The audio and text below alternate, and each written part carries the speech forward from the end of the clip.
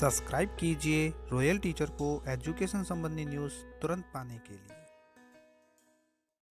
जी हाँ साथियों, इस वक्त की बड़ी खबर की बात करें। इंग्लिश मीडियम विद्यालय में पढ़ाने वाले शिक्षकों के लिए यदि जो भी एमजीजीएस विद्यालय में है या स्वामी विवेकानंद विद्यालय में कार्यरत है या जो विशेष परीक्षा द्वारा जिनका चयन किया गया है या जिनका विद्यालय इंग्लिश मीडियम में पहले हिंदी में था अब वो इंग्लिश मीडियम बन चुका है, तो उन सभी कार्मिकों के लिए उनके पदस्थापन का प्रकार है वो शाला दर्पण पर उन सभी को ऑनलाइन करना है।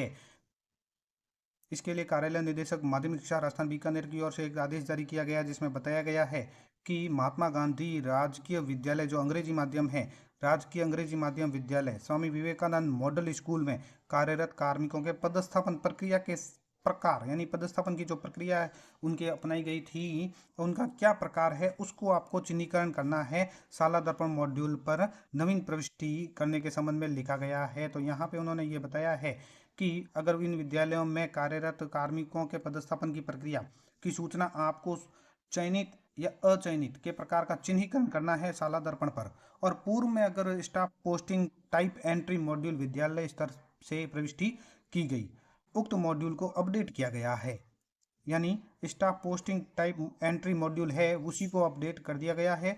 और समस्त महात्मा गांधी राजकीय अंग्रेजी माध्यम विद्यालय और स्वामी विवेकानंद मॉडल स्कूल को अपने विद्यालय के शाला दर्पण लॉगिन से संबंधित सूचना की पुनः प्रविष्टि की जानी है। तो इन सभी विद्यालयों को पुनः प्रविष्टि करनी है और उसके लिए जो टैब दिया गया है आप लॉगिन करेंगे स्कूल टैब के अंतर्गत MGGS SVMS staff posting type entry module, इसके माध्यम से आपको एंट्री करनी होगी। संस्था प्रधान द्वारा विद्यालय में जो कार्यरत है उनकी वांछित सूचना है वो भरी जानी है और जो बिंदुओं को ध्यान में रखते हुए विद्यालय के समस्त कार्मिकों की सूचना 16 फरवरी 2026 से 23 फरवरी 2026 तक अनिवार्य रूप से भरी जानी है। तो इसकी प्रारंभिक और अंतिम डेट है वो आपको दे दी गई है, 16 से 23 तक ये कार्य आपको करना होगा। और अंग्रेजी माध्यम विद्यालय में जो समस्त संस्थापन संबंधी कार्य किए जाएंगे उक्तानुसार ही, और विद्यालय में कार्यरत जो भी कार्मिक है उसकी सूचना मॉड्यूल में सेवा पुस्तिका के आधार पर संस्था प्रधान द्वारा प्राप्त OTP से प्रमाणित भी की जानी है। तो इस संबंध में की गई सभी प्रविष्टियों की शुद्धता, सत्यता, प्रामाणिकता की पूर्ण जिम्मेदारी संस्था प्रधान की होगी। इसकी एंट्री करने के लिए शाला दर्पण के मॉड्यूल पे आ जाना है। शाला दर्पण में आपको विद्यालय टैब में जो मॉड्यूल है नया प्रारंभ किया गया है जिसको अपडेट किया गया है पूर्व के मॉड्यूल को ही उसको ओपन कर लेना है। ये staff posting type entry module है और ये सभी एंट्री जो आप करने जा रहे हैं सेवा पुस्तिका के आधार पर ही करेंगे। यहाँ पे आपको मॉड्यूल मिलता है ऐड और एडिट का, जहाँ पे तीर का निशान है ऐड और एडिट। जो भी एम्प्लॉय है शैक्षणिक या गैर शैक्षणिक उसका विवरण यहाँ पे है, तो उसके इस बटन के ऊपर आपको एक बार क्लिक कर देना है। जैसे ही आप क्लिक करोगे तो आपको यहाँ पे देखिए विभिन्न तरह के ऑप्शन नज़र आ जाएंगे।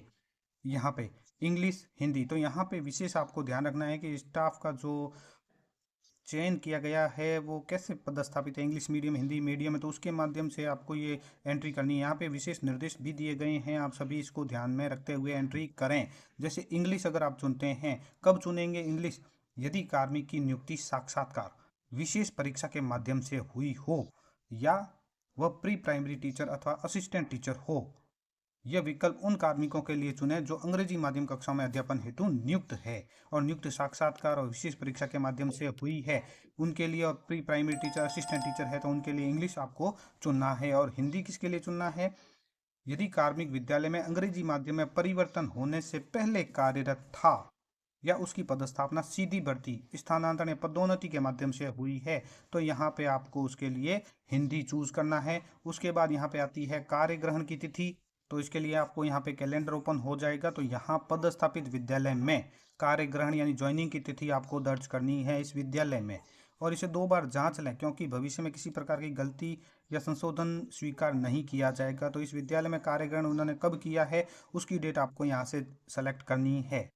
कार्यग्रहण की तिथि के चुनने के बाद जो अगला प्रकार आता है चयन का प्रकार, ये मोस्ट इंपोर्टेंट रहता है। यहाँ आपको पदस्थापन के प्रकार में अगर आपने हिंदी चुना है पहले, यहाँ पे ये देखिए अगर आपने हिंदी चुना है पदस्थापन के प्रकार तो आपको यहाँ 2 ऑप्शन दिखाई देंगे जिसमें already working in Hindi medium या Hindi medium staff posting by promotion transfer direct recruitment, जो भी उचित हो कार्मिक के संबंध में सेवा पुस्तिका के आधार पर इसकी एंट्री आपको करनी होगी।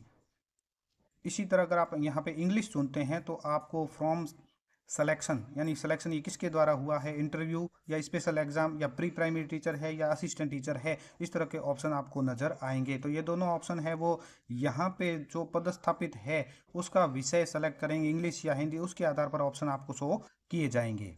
तो इस ऑप्शन को ध्यानपूर्वक आप सेलेक्ट करें, कार्यगण की तिथि ध्यानपूर्वक सेलेक्ट करें। यदि कार्मिक फ्रॉम सिलेक्शन यानी इंटरव्यू या स्पेशल एग्जाम से सेलेक्ट है कार्मिक, तो इंग्लिश मीडियम स्कूल में पदस्थापन आदेश से संबंधित आगे की प्रविष्टियों के लिए आपको गो बटन के ऊपर क्लिक कर देना है। यहाँ पे एक और महत्वपूर्ण निर्देश आपको सभी को दिया गया है कि यदि कार्मिक का मूल पद इंग्लिश मीडियम स्कूल के लिए चयनित पद से अलग है तो आगे बढ़ने से पहले कृपया विवरण को ध्यानपूर्वक दोबारा आपको जांच लेना है। और यदि कार्मिक सरप्लस है तो उसके अनुसार उनके ऑप्शन है वो जो कारण आपको यहाँ पे मिलेंगे वो आप उनमें से चयन कीजिएगा। इसी तरह अगर कोई हिंदी मीडियम का कार्मिक अधिशेष यानी सरप्लस है तो उसके लिए भी ऑप्शन आपको अलग से नज़र आ जाएंगे। जो भी ऑप्शन सूटेबल हो वो सेलेक्ट कीजिए। अधिशेष के जितने भी कारण दिए गए हैं उनमें से अगर कोई भी कारण यहाँ पे नहीं है तो अदर रीजन आपको चुनना है और संवाद बॉक्स में आप कारण है वो दर्ज कर दीजिए अदर रीजन के अंतर्गत।